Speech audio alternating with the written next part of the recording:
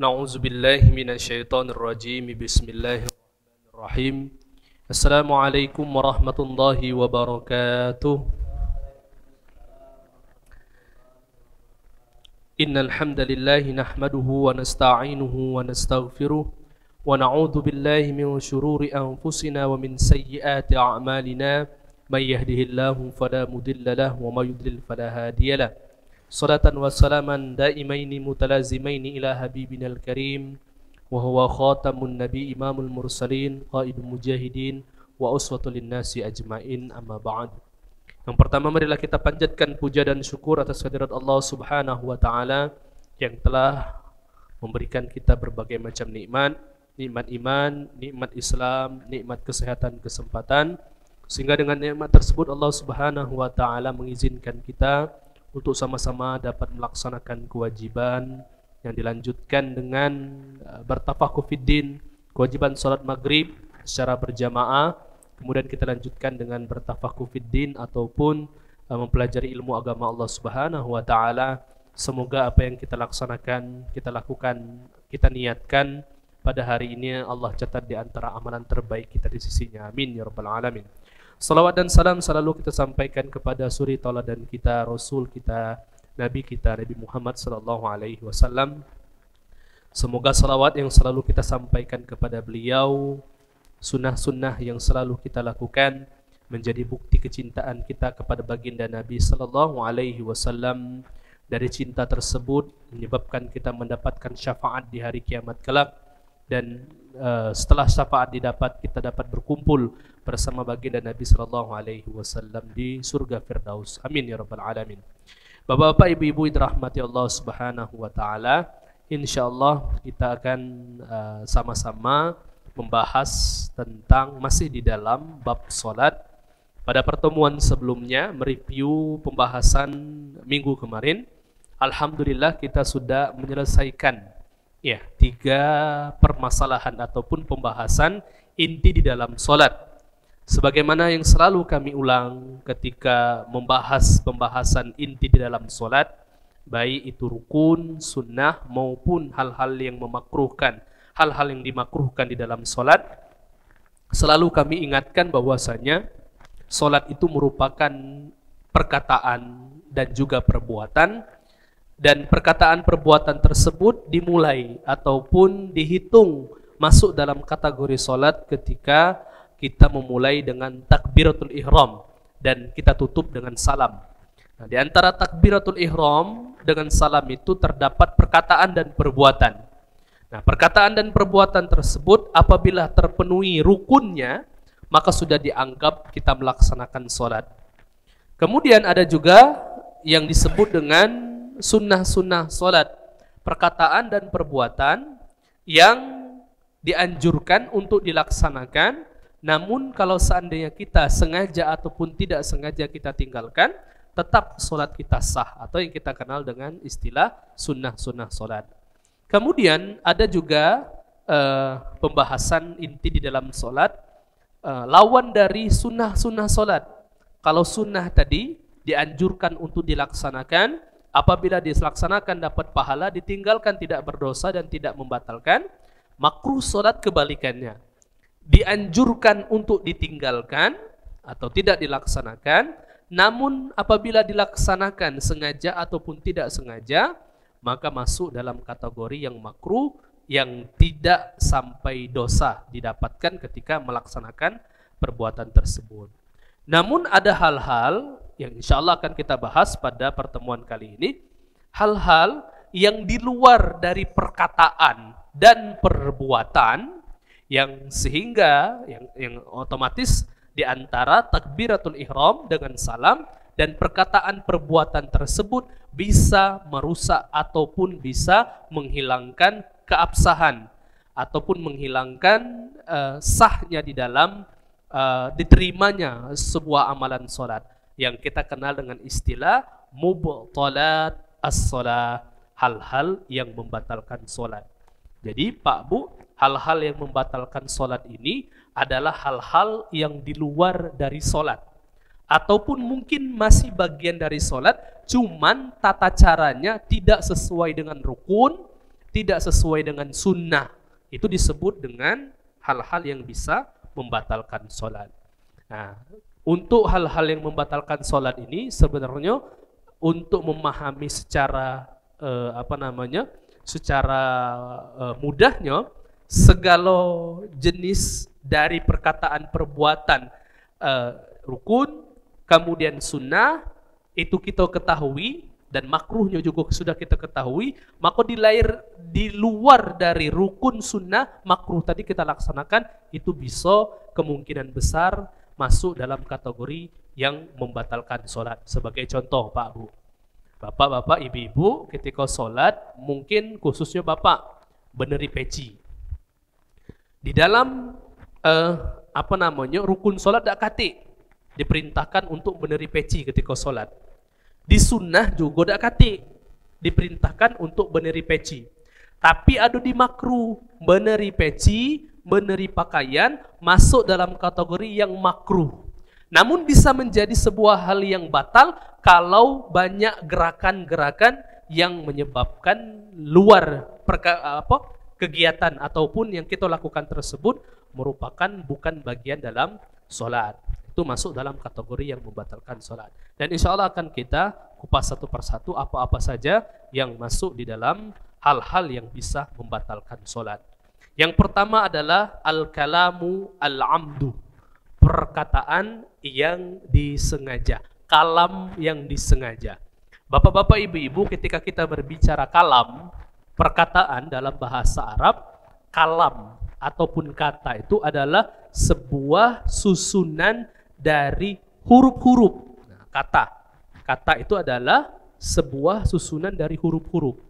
Ya, begitu juga dengan bahasa Arab. Ketika kita berbicara tentang kalam ataupun perkataan, maka itu adalah susunan dari huruf-huruf. Ya. Maka apabila kita berbicara di luar dari yang diajarkan dalam rukun dan sunnah, maka masuk dalam kategori hal yang membatalkan. Contoh Pak Bu, kita sudah diperintahkan dalam syariat untuk membaca takbir dengan benar, takbiratul ihram. Takbiratul ihram ini yang benar adalah Allahu Akbar, Allah dan kata akbar. Ya. Kemudian kita rubah kata ini hampir sama kedengarannya menjadi yang aslinya akbar, kita rubah menjadi qaf, Allahu Akbar. Ini kedengarannya hampir sama, namun sebuah kata yang lain dan bukan yang dikehendaki dalam solat, maka bisa masuk dalam kategori yang membatalkan solat. Jadi karena kata yang berubah ataupun sebuah kata yang kita ucapkan dan bukan bagian dalam solat, itu bisa menyebabkan batalnya solat kita. Hal tersebut sesuai dengan sabda Nabi Sallallahu Alaihi Wasallam, diriwayatkan oleh Imam Bukhari dan Muslim dari Zaid bin Arqam radhiyallahu anhu qala kunna natakallamu fi salat. Sahabat Nabi ini Zaid berkata bahwasanya kami ketika salat berkata-kata, natakallam fi salat, yukallimu ahaduna akhahu fi hajatihi, menceritakan hajat masing-masing, keperluan, dan berbicara hal-hal yang di luar dari yang diajarkan di dalam salat. Hatta nazalat hazil ayah. Kemudian ketika sholat itu turun wahyu, langsung turun wahyu. Ya, bukan lagi Rasul yang memberitahukan. Ya, mungkin sahabat ini sholatnya ini dalam keadaan tidak diketahui Nabi ketika berkata-kata tersebut. Turun ayat, hafidhu ala sholawati was sholatil wusta wa qumu lillahi qanitin. Jaga sholat kalian. Was sholatil wusta. Sholat wusta ini ulama tafsir berbeda pendapat. Ada yang mengatakan sholat wusta ini sholat asar, ada yang mengatakan sholat subuh. Ya. Wa qumu lillahi qanitin, dan berdirilah kepada Allah qanitin. Qanitin ini banyak maknanya. Ada yang mengatakan kunut, ada yang mengatakan khusyuk, ada yang mengatakan lama. Ya, tapi intinya perintah di dalam ayat ini surat Baqarah 238 ini menceritakan ataupun menegur sahabat-sahabat yang berkata-kata di dalam solat. Artinya bahwasanya ketika berkata-kata yang bukan perkataan dalam solat, maka bisa membatalkan solat tersebut. Kemudian ada hadis lain yang menegaskan tentang berkata-kata secara sengaja ini menyebabkan batalnya salat. Diriwayatkan oleh Imam Muslim, inna hadhihi salat la yaslahu fiha syai'un min kalamin nas. Ketika kita berbicara, maka tidak dianggap apa yang kita lakukan tersebut adalah ibadah salat. Jadi kalau seandainya kita salat, Pak, kemudian kita sengaja berkata-kata di dalam salat tersebut, maka itu tidak dianggap salat. Nah, karena apa? Sudah kita pahami, Pak, salat itu adalah perkataan dan perbuatan yang sudah ditentukan. Mak mano perkataan yang benar, mak mano perbuatan yang benar. Aman perkataan dan perbuatan tersebut dilaksanakan dengan benar sesuai rukun dan sunnah, maka disebut salat. Kalau tersisip sikok be perkataan ataupun perbuatan yang bukan dari bagian salat, maka tidak dinamakan salat alias salatnya batal. Ya. Innama huwa tasbih wa takbir wa qiraatul Qur'an. Yang mana setahu kita yang nama dalam salat itu tidak terlepas dari tasbih, kemudian takbir dan qiraatul Quran, Al-Fatihah Quran. Setelah baca Al-Fatihah surat Al-Quran. Kemudian Allahu Akbar, pembacaan takbir. Sami Allahu liman hamida, bentuk dari zikir juga. Allahu Akbar, subhana rabbil azimi, tasbih. Isinya adalah Al-Quran, tasbih, tahmid, takbir dan pembacaan ayat suci Al-Quran. Maka apabila di luar dari hal-hal tersebut, maka tidak bisa menyebabkan salat yang kita laksanakan itu tidak sah. Jadi yang pertama adalah kalamul amdi. Wa amma in takallama nasiyan, mana kalau seandainya kami lupa, annahu fi salat au kana jahilan, atau wong itu tidak tahu tentang rukun salat yang sudah kita sama-sama pelajari, ataupun karena ilmu agamanya masih salatnya itu hanya rutinitas. Ketika tiba-tiba dia ngobrol, ada Pak, kami kemarin itu jingok di video di Instagram itu ada dua bapak salat Idul Fitri ngobrol mereka berdua. Cak lemaknya ngobrol gitu, tidak tahu apa yang diobrolin. Ya. Nah, ditahrimihi lil qurbi ahdi bil Islam, karena tidak tahu ataupun mungkin mu'allaf tidak tahu hukum yang lebih mendalam tentang salat, faya'fa an yasiril kalam, maka dimaafkan sehingga salat tersebut tetap sah dengan syarat wahwa malam yazid ala sit kalimat, tidak lebih dari 6 kata. Kalau lah ngobrol sifatnya mungkin nyuruh diam, diam salat, nanti hoi diam salat, masih 3 kata. Maka kata ulama ini masih masuk dalam kategori yang tidak membatalkan karena dia tidak tahu tadi itu. Atau mungkin wong yang ketika sholat lupa ataupun refleks. Contoh Pak, ketika ada yang ngetok rumah, Assalamualaikum. Sebagai seorang mukmin ini kadang menjawab sebuah salam itu bukan keinginan, refleks dari kebiasaan. Waalaikumsalam. Nah, itu lupa ataupun tidak disengaja, maka masuk dalam kategori yang tidak membatalkan sholat kalau lupa. Tapi kalau sengaja, Waalaikumsalam, tambahnya lagi sholat, batal.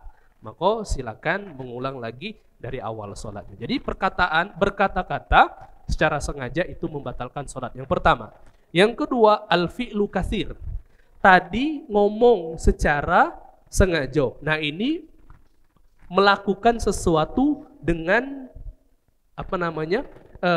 berurutan dan perbuatan tersebut banyak yang dilakukan. Maksudnya perbuatan yang bukan bagian sholat dan perbuatan tersebut banyak fi'lu katsir, ya, perbuatan tersebut diulang terus.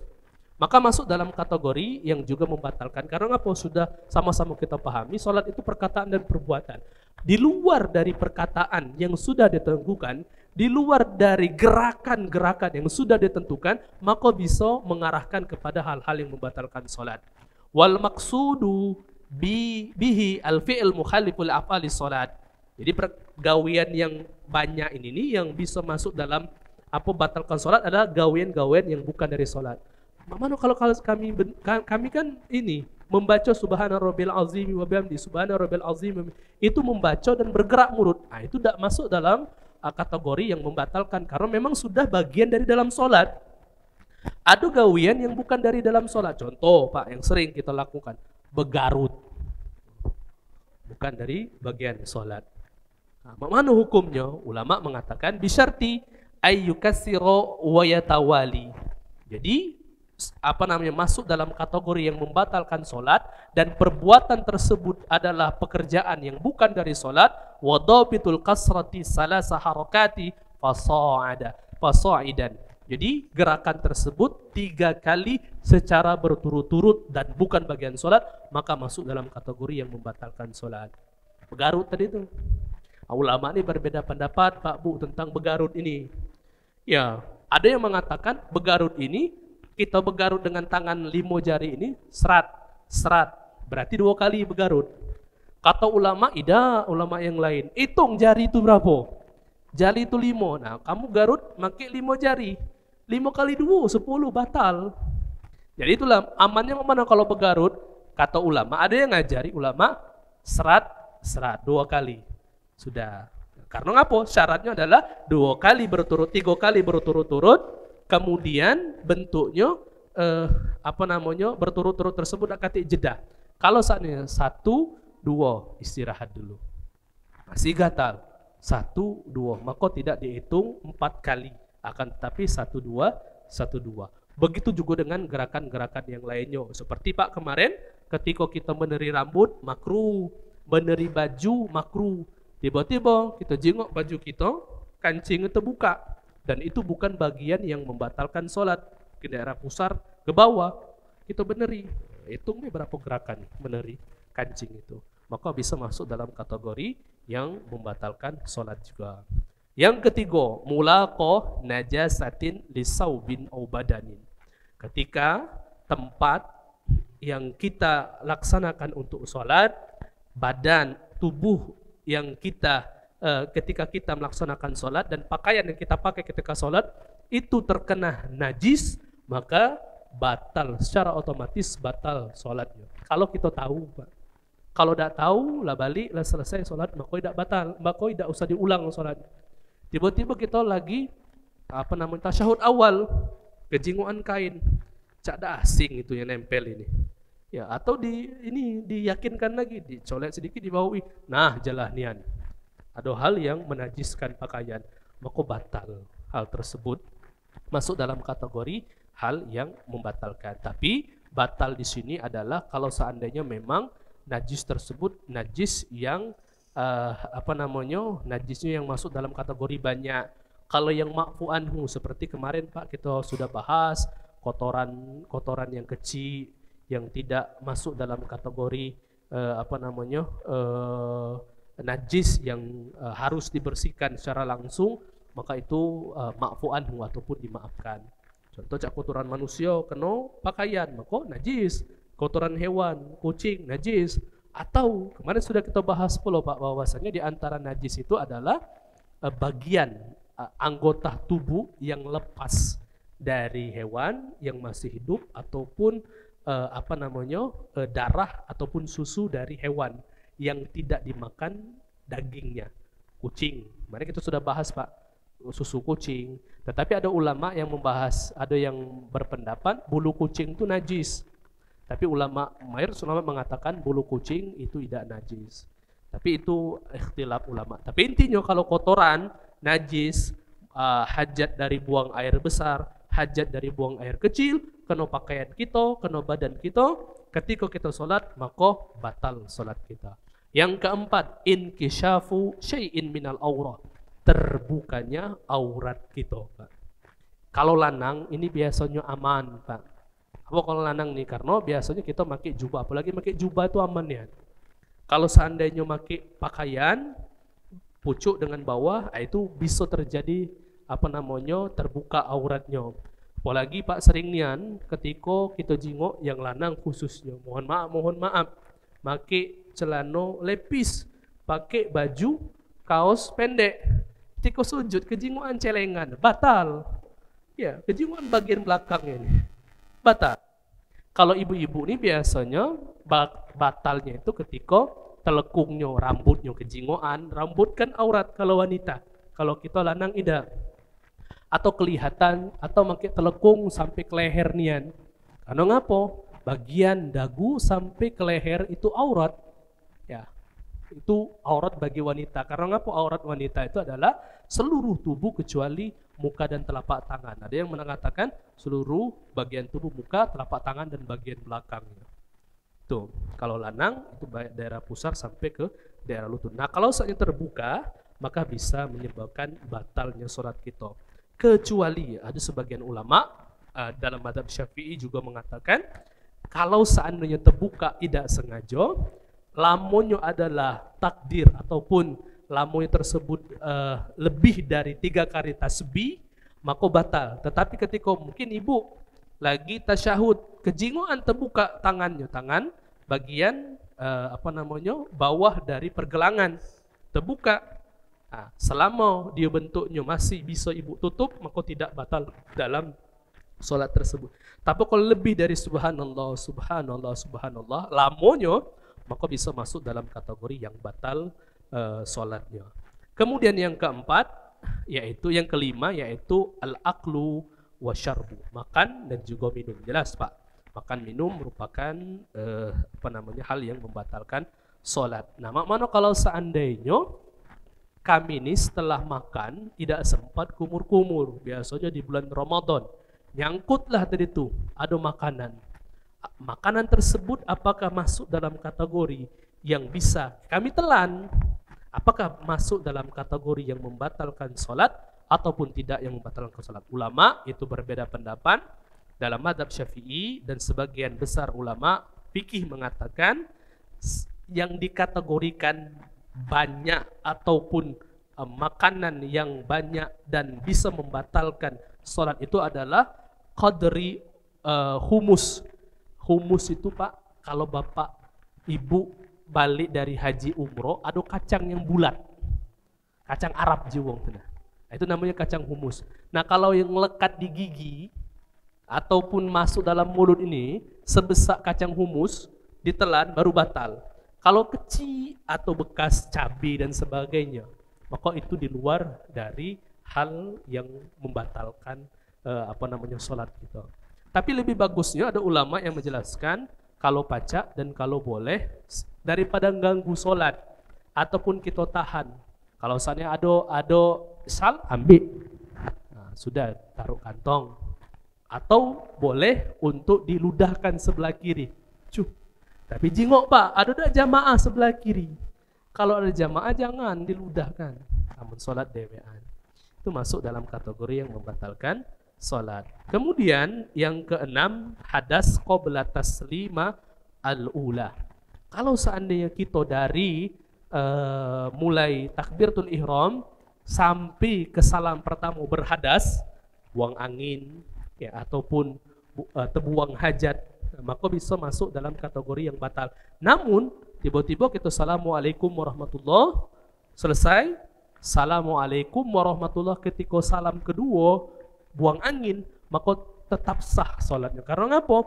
Yang bagian dari inti solat itu adalah sampai salam pertama. Salam kedua itu adalah sunnah, maka setelah salam pertama itu buang hajat ataupun berhadas, maka itu masuk dalam kategori hal yang tidak membatalkan solat. Yang ketujuh, ini yang termasuk banyak bapak-bapak nih. Tanah nah itu berdehem Pak.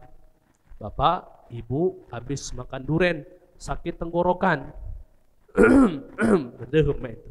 Kalau berdehem tersebut sifatnya tabii, alami, memang berdehem sebagaimana bentuk dari deheman aslinya, tidak ditambahkan huruf-huruf ataupun bernada dan sebagainya, ataupun tertawa, ataupun bentuknya batuk dan juga bersin yang dilebay-lebay ke bahasa kita, ditambah huruf.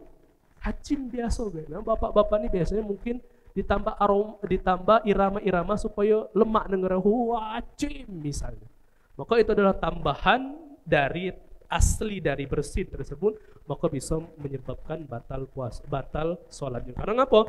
Huruf, jangankan 2 huruf dalam bahasa Arab, 1 huruf yang kita ucapkan dan itu bermakna bisa batal sholat kita. Contoh Pak, dalam bahasa Arab itu ada yang namanya fi'il amr, kata kerja, perintah.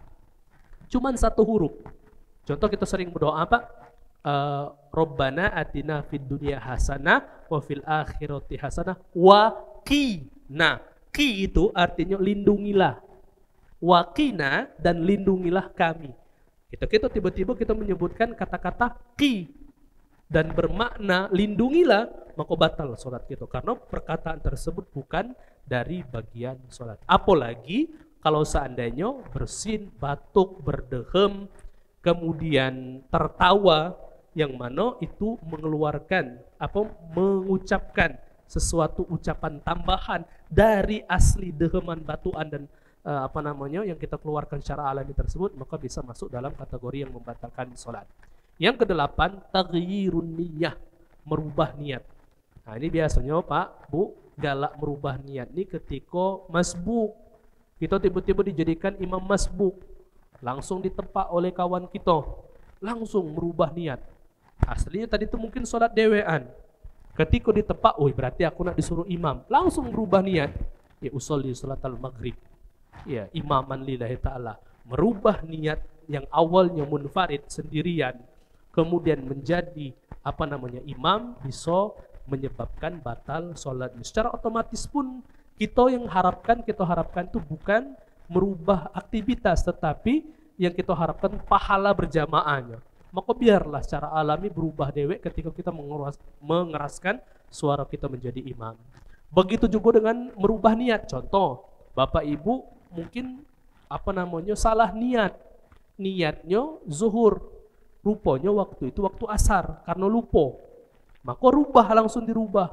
Tidak usah nak merubah sebelum pelaksanaan itu. Ketika salah niat sudah batal, termasuk juga pembatalan tersebut menjadi sebuah hal yang harus dibatalkan memang ketika niatnya itu dirubah.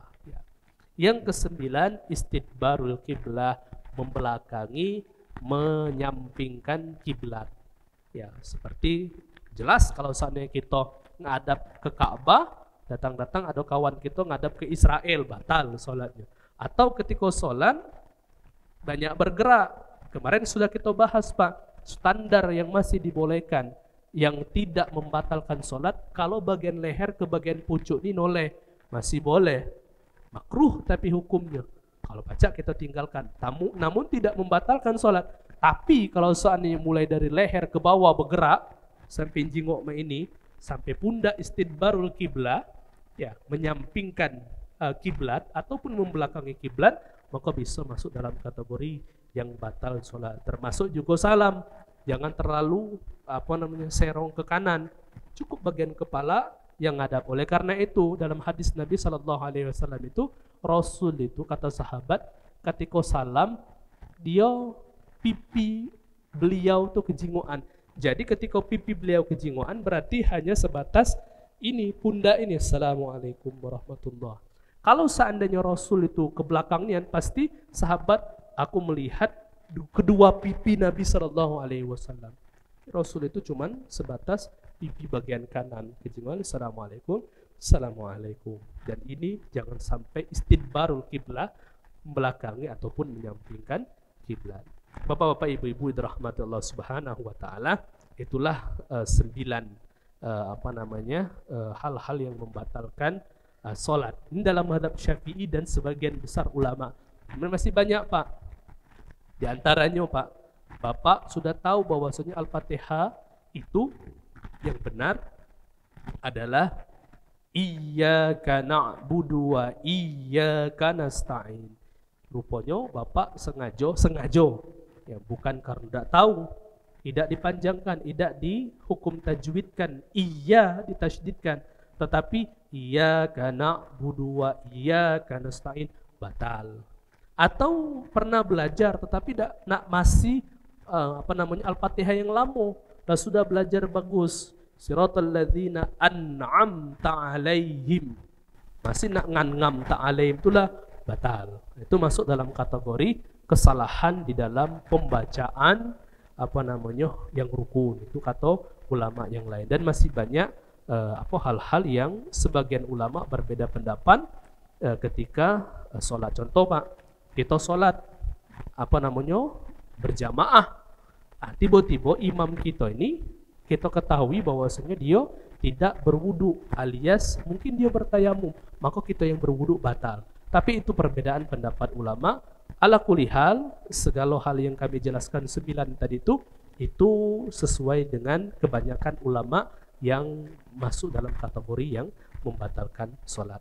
Namun kalau ada yang mungkin Bapak Ibu kurang paham ataupun pernah dengar, Ustadz kami pernah dengar cai ini katanya batal, maka silakan sama-sama kita bahas dan insya Allah akan sama-sama kita diskusikan. Ya, ahlan wa sahlan kalau ada yang pengen ditanyakan Bapak-Bapak Ibu-Ibu. Di antara masuk dalam kategori najis kemarin sudah kita bahas. Di antara yang najis itu, najis kan sudah kita bahas ada 3.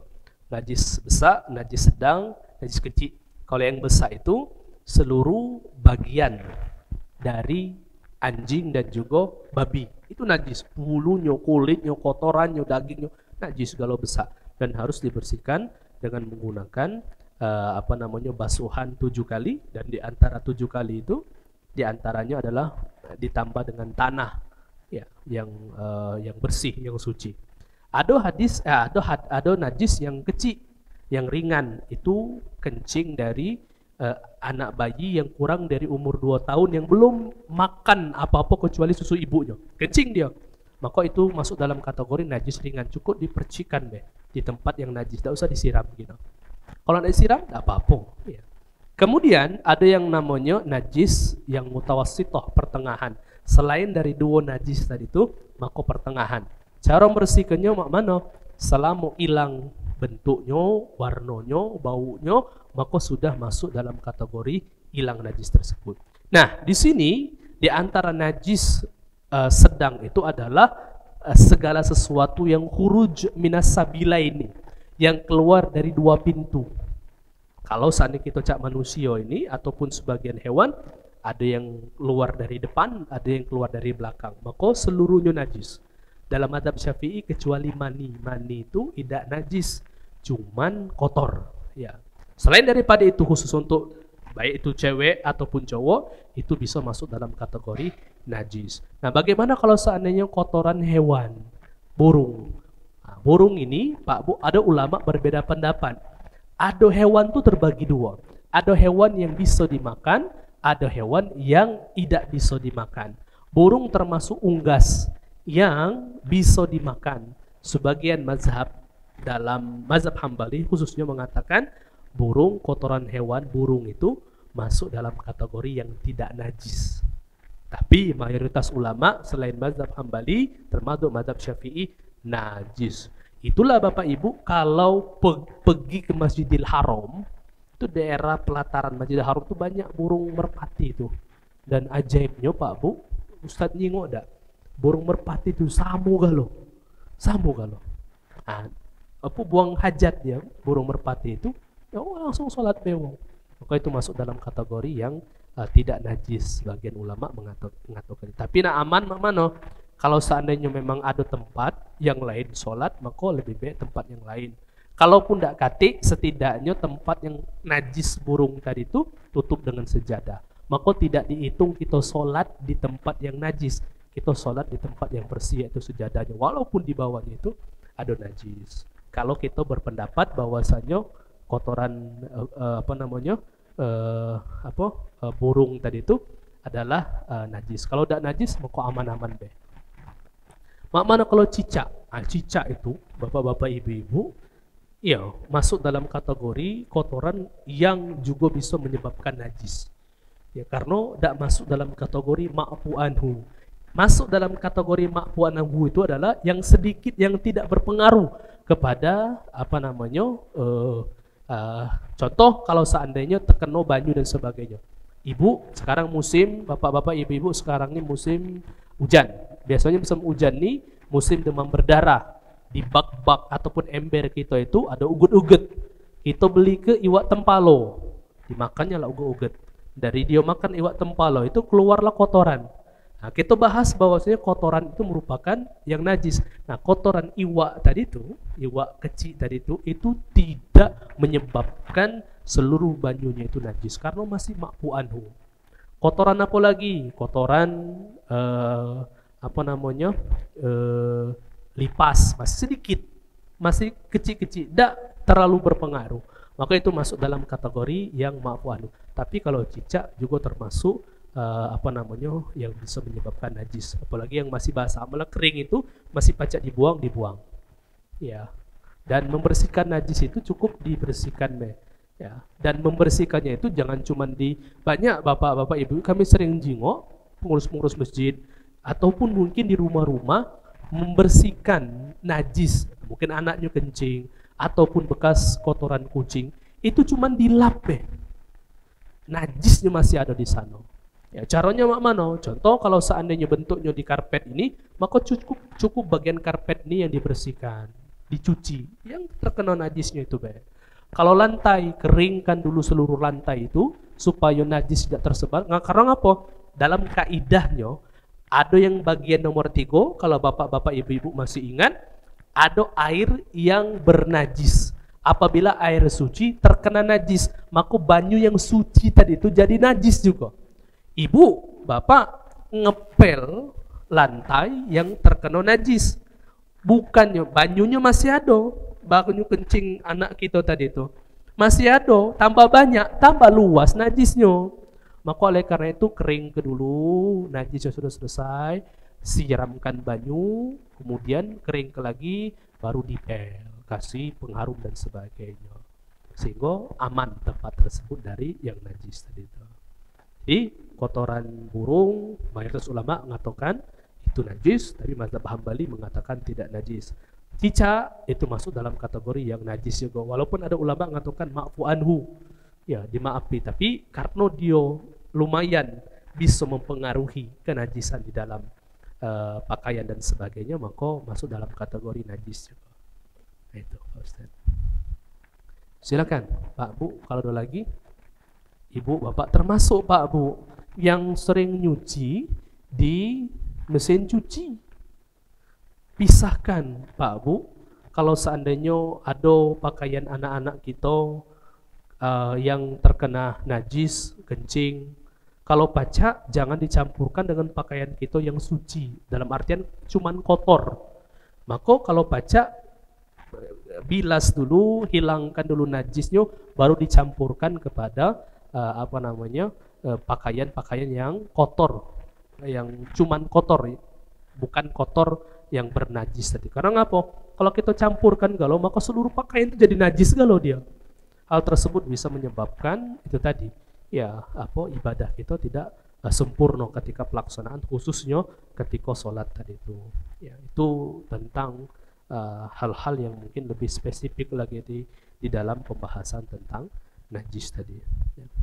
Silakan Pak Bu, kalau lagi yang ditanyakan khusus tentang silakan kalau seandainya ada yang khusus tentang membatalkan sholat ataupun hal-hal yang berada di luar sholat. Ya. Kemudian juga Pak Bu, ya makan di antara termasuk salah satu pertanyaan yang sering ditanya, kami ini wudhu, setelah wudhu itu bentuknya makan, setelah makan tuh sholat, apakah sah? Ini wudhu dan sholat kami sah, sholatnya sah, wudhunya sah. Ya. Cuman agak takutnya kalau seandainya setelah wudhu itu makan, ada makanan, sisa-sisa makanan yang masih tertinggal di apa namanya gigi ataupun di mulut, maka kalau pacak dibersihkan dulu, karena bisa masuk hal-hal yang bisa membatalkan sholat kalau seandainya termakan. Jadi makan dan minum itu tidak masuk dalam kategori yang membatalkan sholat, kecuali makan dan minum di dalam sholat baru batal. Silakan.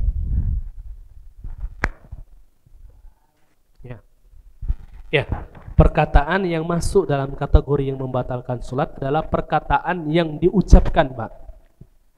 Ya, seperti yang kami sebutkan tadi, ketika kita ada yang bersin, ya, alhamdulillah kita sebutkan yarhamukallah, ataupun ada yang salam, assalamualaikum, waalaikumsalam, ataupun perkataan tersebut bukan dari bagian dari bahasa Arab, ya, dan itu diucapkan, maka batal. Kalau perkataan tersebut dalam hati, tidak batal, karena tidak dihitung.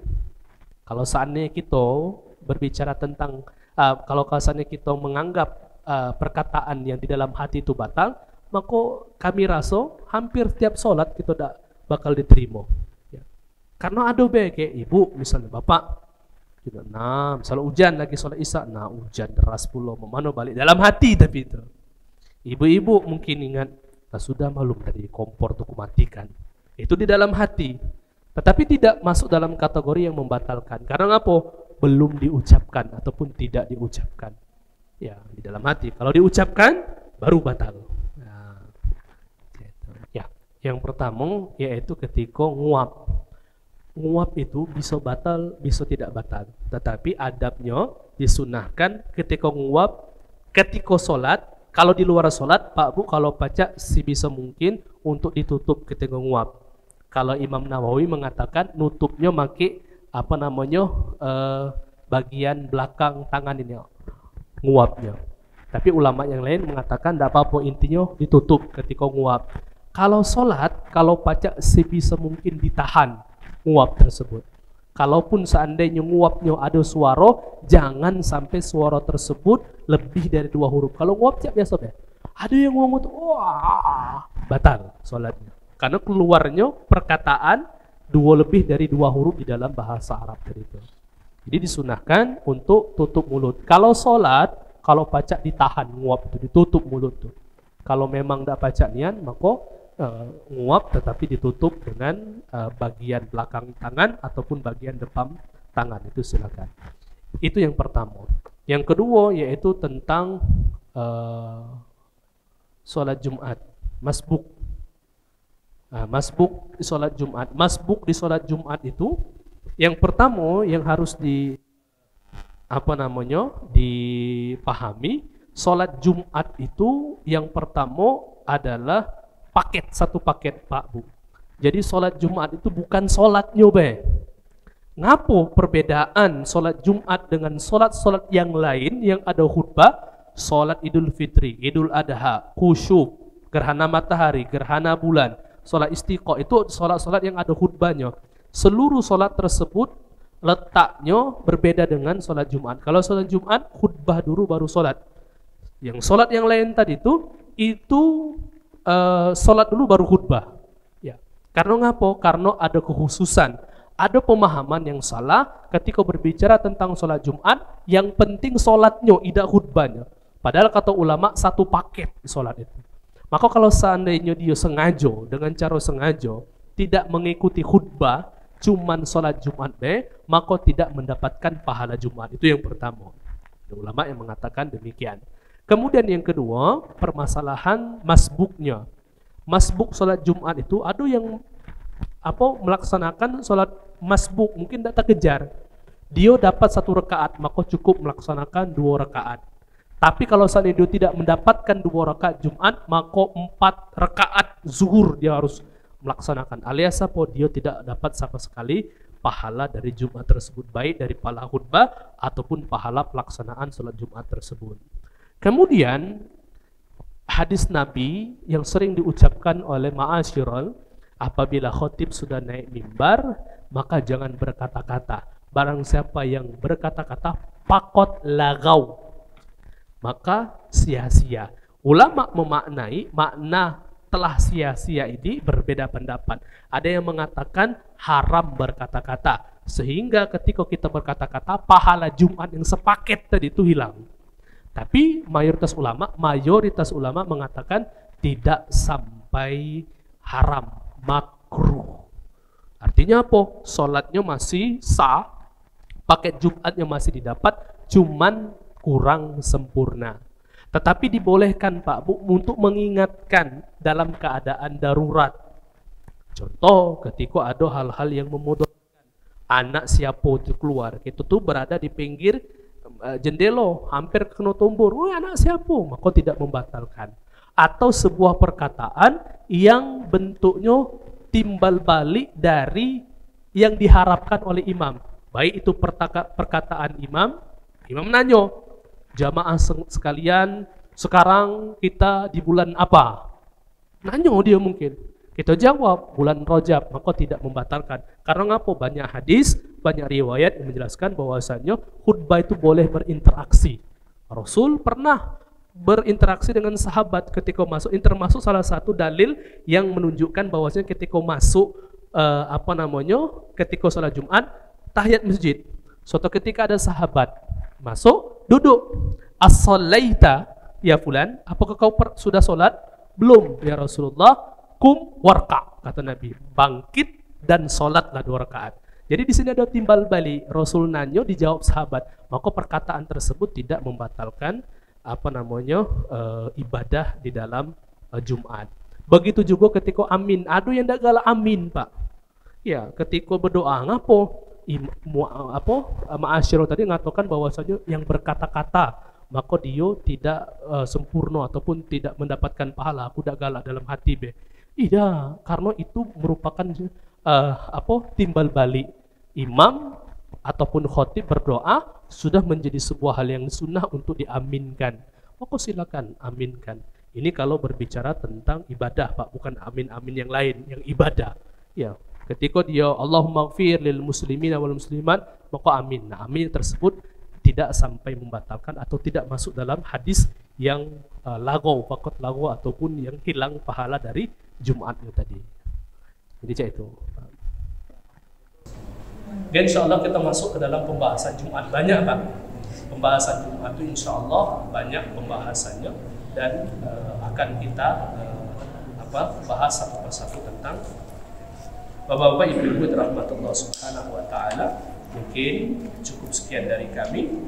Ya, insya Allah di pertemuan yang akan datang kita akan membahas tentang salat-salat sunnah, salat rawatib dan sebagainya. Kita tutup dengan melafazkan alhamdulillah subhanallah wa bihamdika asyhadu an la ilaha illa anta astaghfiruka wa atubu ilaik.